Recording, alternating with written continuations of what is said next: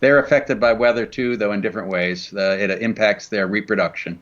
If you know anything about crabs, they basically use the entire bay, and they spawn essentially near the mouth of the bay.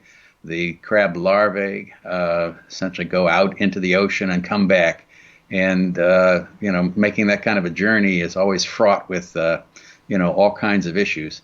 The latest survey found that they were down again by about a third from what they had been the previous year. Hmm. Not entirely clear why that is. It wasn't a particularly bad winter, so the crabs didn't get frozen to death on the bottom, as has happened sometimes in the bay.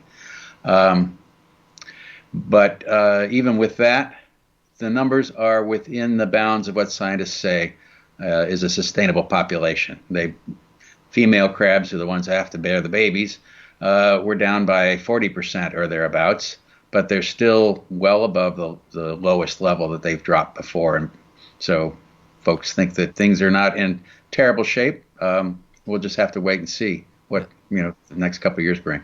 They hit a real serious point about 12 years ago, around 2008 time frame, when there was real concern at that point. All the numbers were pointing downward, and they were near the bottom of the scale in terms of what scientists thought was safe.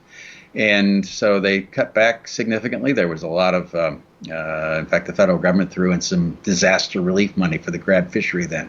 It's the most important one in the bay. And they made some significant cutbacks in the season and the catch limits, and they were painful for the waterman to bear. And we saw the prices go up, of course. But they've been pretty consistent. Even as the crabs have improved, they have not thrown the doors wide open again.